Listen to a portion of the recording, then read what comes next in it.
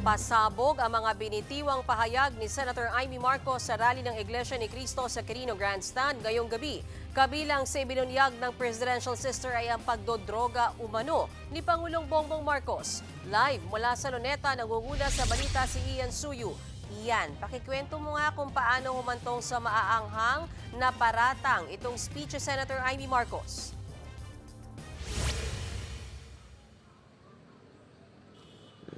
Mayan, pasado alas 7 nang magsimula ngang magbigay ng pahayag si Presidential Sister Senator Amy Marcos at tumagal ang speech niya na yan ng more or less 15 minutes at talaga namang naging pasabog at maanghang ang kanyang mga binitawang salita, partikular na sa kanyang kapatid na si Pangulong Bongbong Marcos. Batid ko na nagda-drug siya.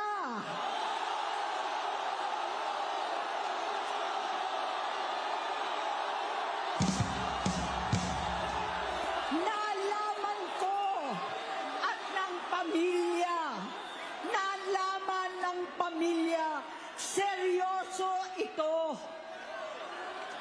Minsan, kami ng Presidential Guard at Metro Gompa ang naglilinis tuwing nagpa-party po sila. Mabibigat ang mga binitawang salita ni Senator Amy Marcos laban sa kanyang sariling kapatid na si Pangulong Bongbong Marcos. Noon pa man, alam daw mismo ng senadora na nagdodroga umano ang kanyang nakababatang kapatid. Inakala niya raw na magbabago ang bisyong ito nang pakasalan noon ng Pangulo si First Lady Liza Araneta Marcos. Nabuhay kaming magkakapatid sa ibang bansa. Kami-kami lang. Kinumbinsi ko pa si Bongbong. Pakasalan mo na si Lisa. Idinawit din ni Senador Amy ang pamangking si Ilocos Norte Congressman at House Majority Leader Sandro Marcos. Kinasusuklaman ko pa ang pag-alok ng mag-inang si Sandro ng droga ang aking mga anak at iba pang mga kamag-anak. Yan ang hindi ko na mapapalampas. Ayon pa sa senadora, 3 taon na raw silang hindi nagkakausap na magkapatid. Giit ni Amy, lantaran na raw ang nangyayaring inuman at paggamit ng droga sa mismong Malacanang.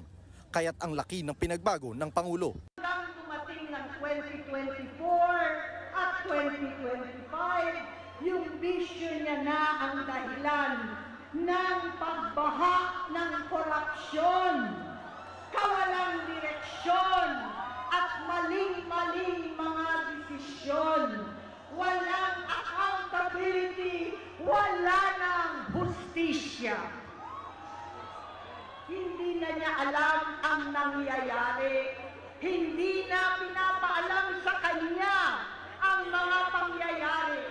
Sinamantala ng mga ito ang paggamit ng droga. Kinangkam na nila ang kabat ng bayan habang ang mga dating tumatawag sa amin ng magnanakaw ay nakakita ng pagkakataon sirain ang lahat. Nagagamit na nila si Bongbong para sirain si Inday. Hindi na pinapaalam sa kanya ang mga pangyayari.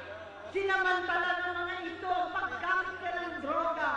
Kinangkam na nila ang kabat ng bayan. Binanggit rin ni Amy na noong 2022 presidential elections ay hindi na raw sila nag-uusap. Sa katunayan daw, noon pa man ay nakaban na siya sa headquarters ng Marcos Camp.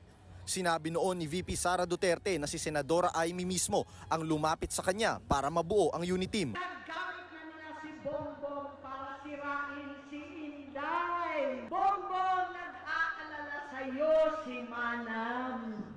Tuwing nakikita kita sa TV, gusto kitang puntahan. Sa huli, may mensahe pa ang senadora sa kapatid. Pero hindi pa huli ang lahat.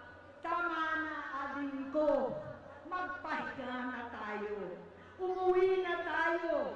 Magpagamot, magpagaling.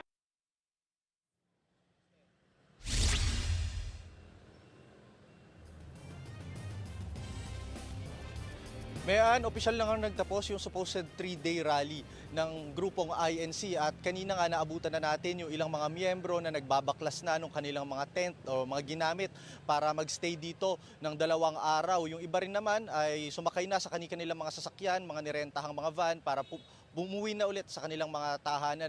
At nauna na rin sinabi ni INC spokesperson Edwil Zabala na kaya daw nila napagdesisyonan na tapusin na ngayon yung programa ay dahil daw pagod na rin yung mga tao dahil tuloy-tuloy yung mga activities na ginawa nila buhat pa kahapon.